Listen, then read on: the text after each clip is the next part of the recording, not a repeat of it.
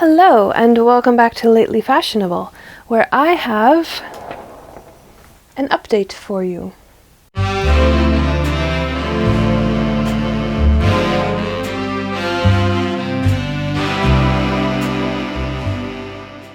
So, back in May of 2023, I made a video about a Colonial Williamsburg costume haul. I will link it up here and in the description. In that video, I showed off and talked about my 14 petticoats that I purchased, each of which was roughly 2 yards of fabric for $10 a piece, which I think was a steal. A lot of these petticoats were in really good condition and a good amount of fabric for the money. And in the intervening 3 years, I have made 9 garments out of 8 of those petticoats. So I thought it's high time I updated you on what I have made from those petticoats and from those plans, some of which have changed. So I'm going to go through that video where I talk about my plans for each petticoat and then show what I have made from the ones that I have actually done something with, which is most of them, so I'm quite pleased. Now this petticoat does have some patches at the hem, not a huge deal. Not entirely sure what this one will be. I might make basically a modern shift for myself out of it. I need more linen undergarments, and that is going to be a future video. So this is not quite white. It's kind of a very pale taupe. Has a kind of a pink undertone, but I am fine with that for an undergarment. I don't really care if it's plain white. So that's my plan for this one.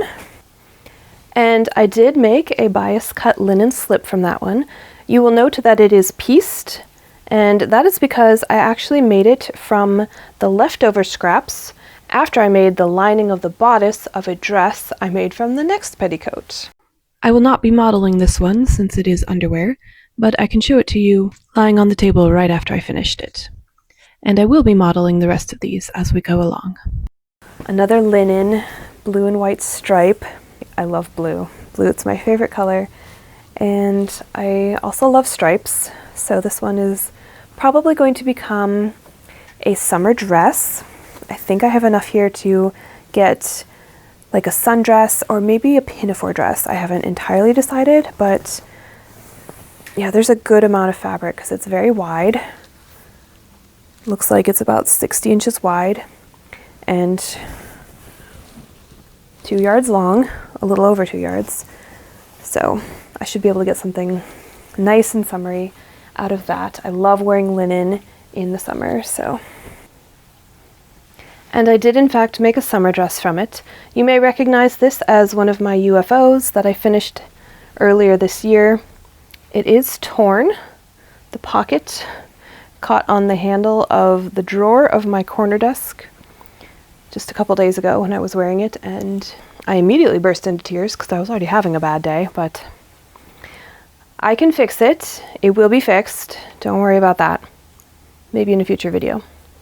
Okay, I'm actually going to go ahead and fix this now because I need to model this dress for this video, so might as well fix it in the same video.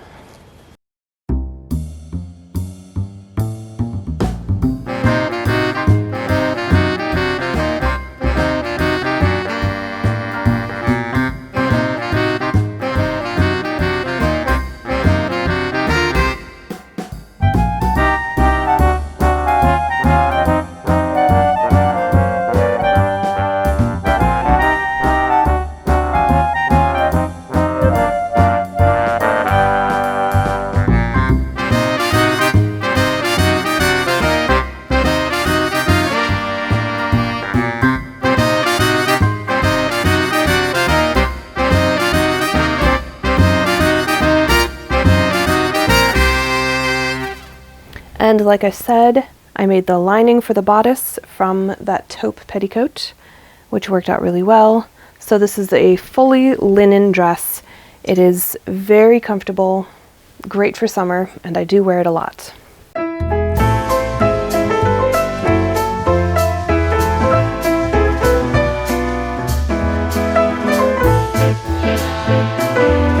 similar with this sort of faded teal color.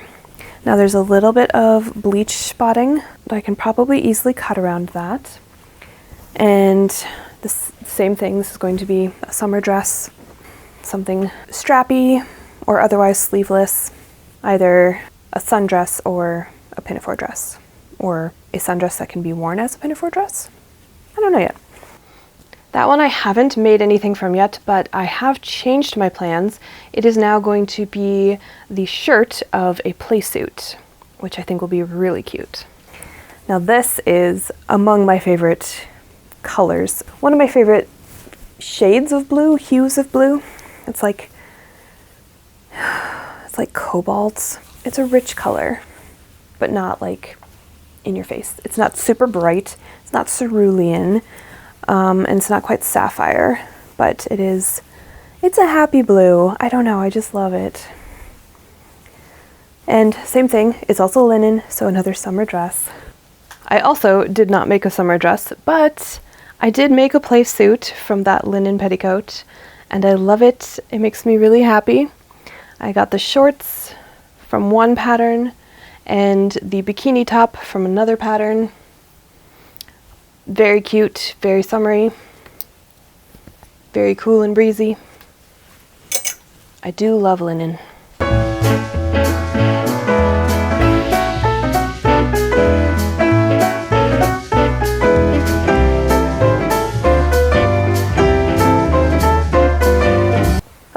This one is a cotton, very pale blue, which we know I love, and has a woven self-stripe. Not sure how well you can see the stripes, but it's very pretty. And I love subtle self-stripes as much as contrasting stripes. Now this one does have some spots where it has been darned.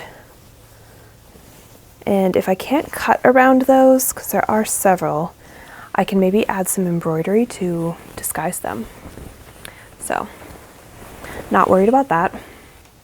Okay, now this one I made, and I have worn it, but I don't think you've seen it. I don't think I've worn it in any videos.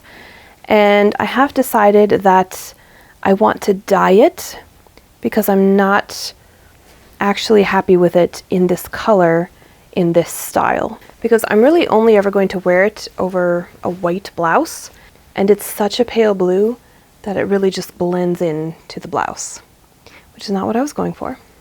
I do like the style. I was doing something kind of innovative. I made it as a pinafore dress, which I can also wear as just a skirt. And I was really proud of that. And I do want to wear it, but I think I'm going to dye it green and then still cover up all of the little darned spots with embroidery because I was not able to cut around most of them. And I think it would be really pretty in like a mossy green color and then all of these bright different colored flowers embroidered all over it. So that's the plan. Like I said, I'm probably going to make a video only about this garment. Hopefully soon.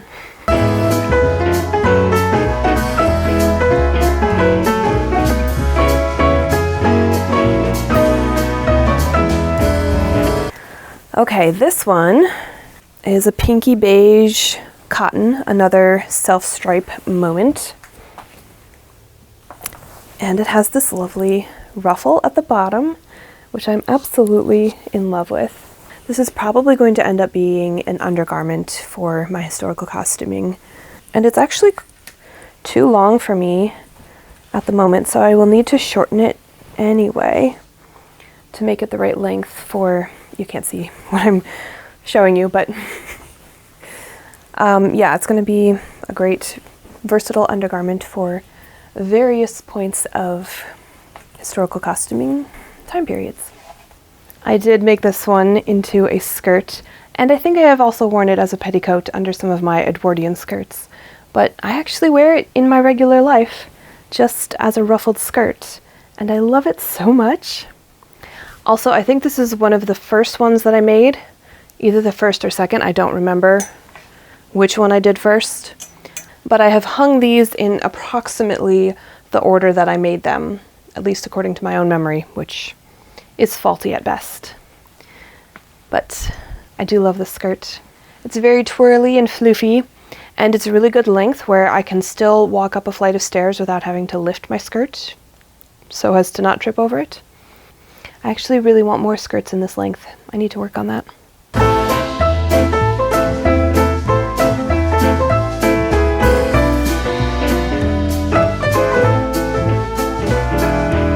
Now we're getting into wool, which is super exciting.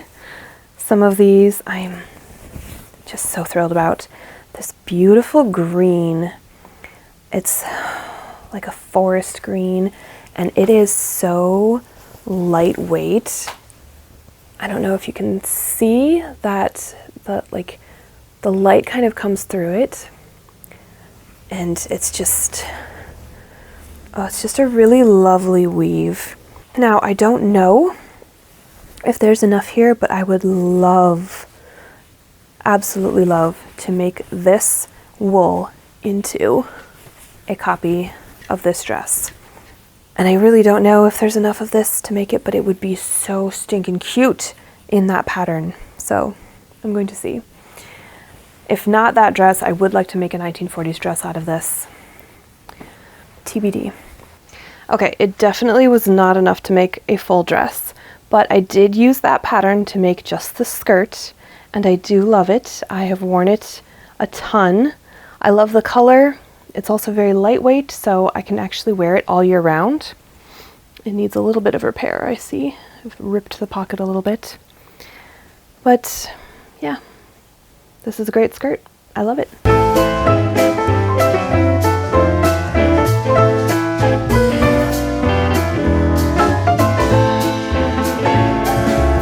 Now this one I was really excited about because not only is, you know, cornflower blue one of my favorite shades of blue, but it is also wool, and the original selvage was left intact, so I can see exactly what this fabric is, and it is 100% wool, merino wool, super fine merino wool, and I got 2 yards of it for $10, so pretty good deal.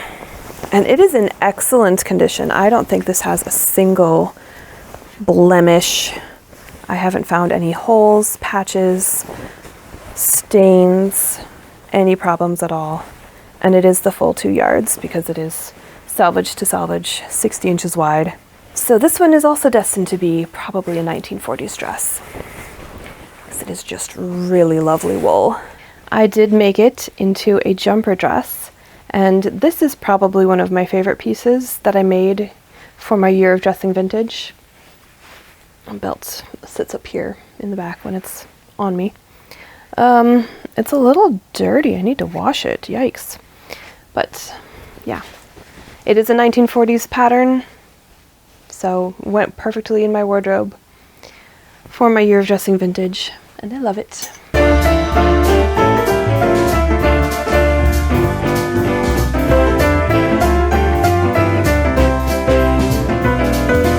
Here is another, again blue, again wool, beautiful, beautiful petticoat, and it is such a lovely color. It's like a midnight blue. Again, one of my favorite shades of blue. And as you probably know, this is one of my favorite skirts, the velvet ribbon applique, which I'm hoping you can see. If I move it closer, can you see it? It's one of my favorite parts. I want to do more applique and embroidery and just embellishing my clothes in general, because it always makes me really happy. I love the skirt so much.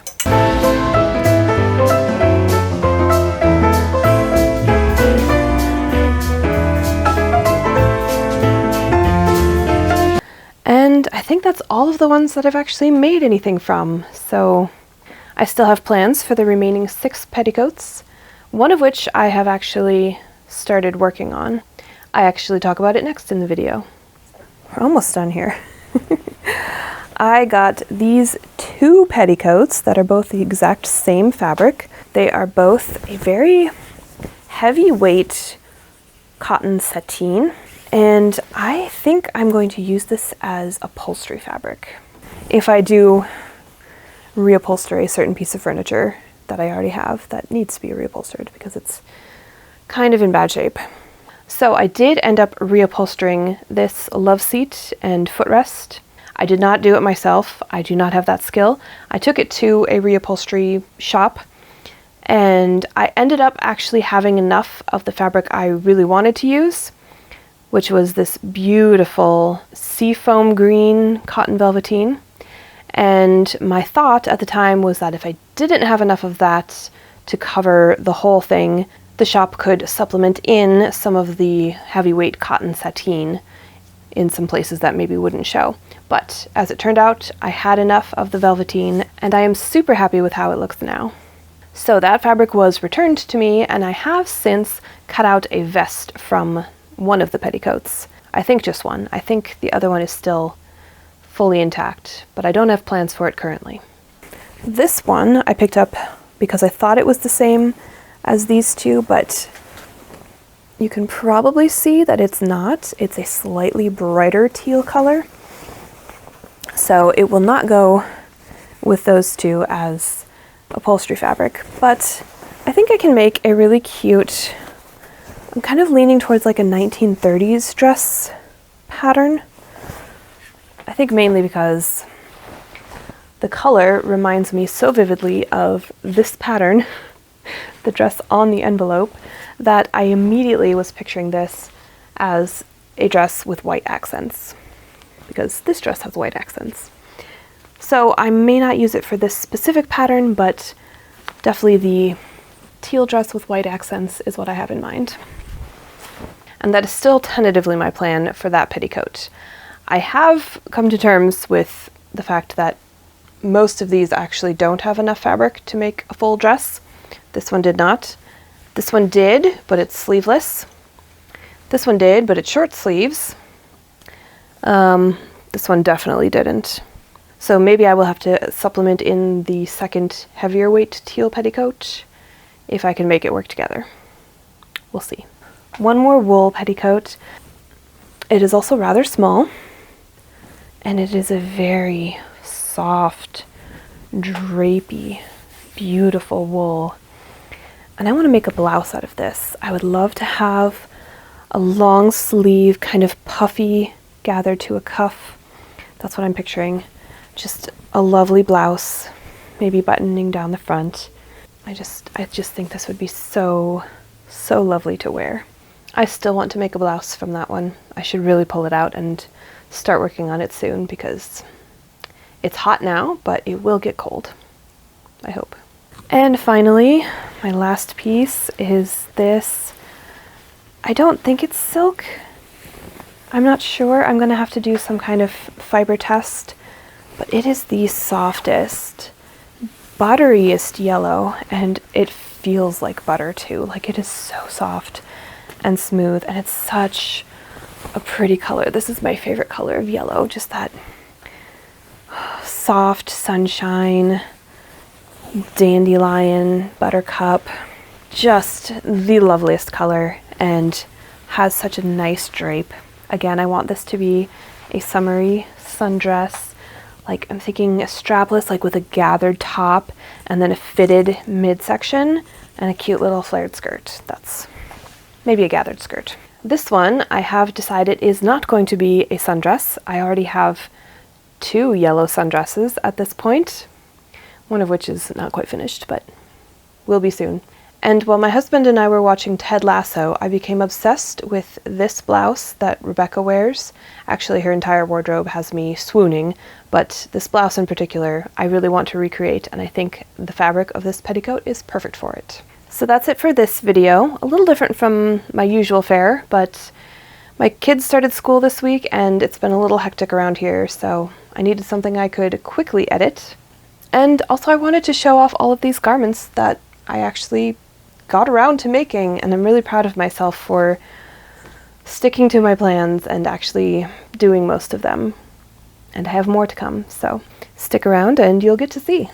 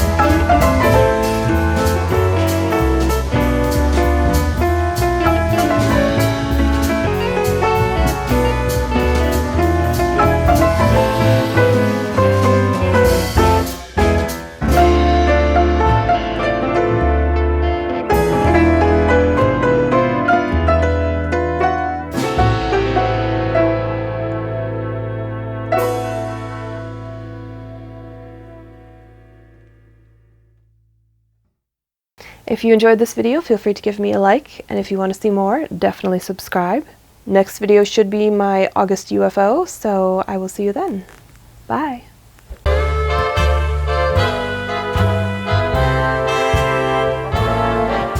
I didn't want the clock behind me in this shot, so I pinned a purple flower to some black felt in an embroidery frame, and it just looks like a void.